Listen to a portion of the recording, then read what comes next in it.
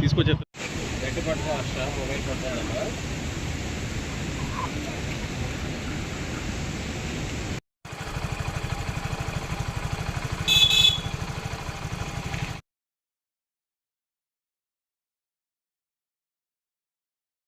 ₹30 లక్షల వరకు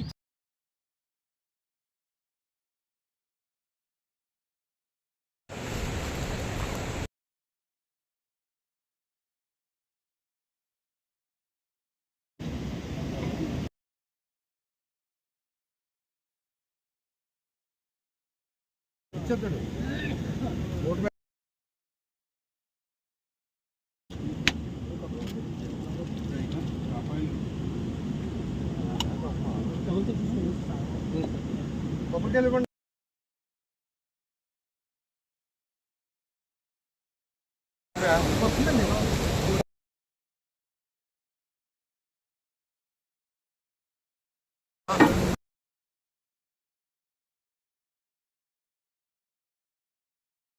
అందరికీ నమస్కారం అండి. ఈరోజు రావణపల్లి రిజర్వాయర్ గేట్లు ఎత్తడం జరిగింది. మంచి రోజు ఈరోజు. ఇలాగే ప్రతి సంవత్సరం కూడా వర్షాలు పడి ప్రతి సంవత్సరం కూడా గేట్లు ఎత్తడం వల్ల పంటలు బాగా పండి అందరూ కూడా మంచి లాభాలు ఎక్కువ వచ్చి సుఖ సంతోషాలతో ఉండాలని చెప్పేసి కోరుకుంటున్నాను.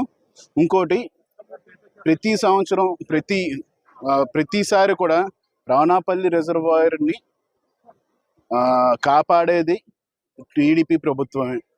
ప్రతి సంవత్సరం కూడా వాళ్ళు వేరే వేరే ప్రభుత్వాలు వచ్చే ఎప్పుడు కూడా డెవలప్మెంట్ అయితే కాలేదు. కానీ ఎప్పుడు కూడా డెవలప్ చేసేది ఓన్లీ టీడీపీ ప్రభుత్వమే. అది మొత్తం అందరూ గ్రహించాలి, రైతులందరూ గుర్తించాలి. ఇక్కడ ఇప్పుడు కూడా గేటు కొత్తది ఈ వర్షాకాలం అయిపోగానే వేస్తారు. ఆల్రెడీ వచ్చేసి ఏఈ గారు మొత్తం అంతా ఇదంతా ఎస్టిమేషన్ వేశారు. వర్షాకాలం పూర్తి అవగానే నవంబర్ కల్లా గేట్ పడుతుందని చెప్తున్నాను.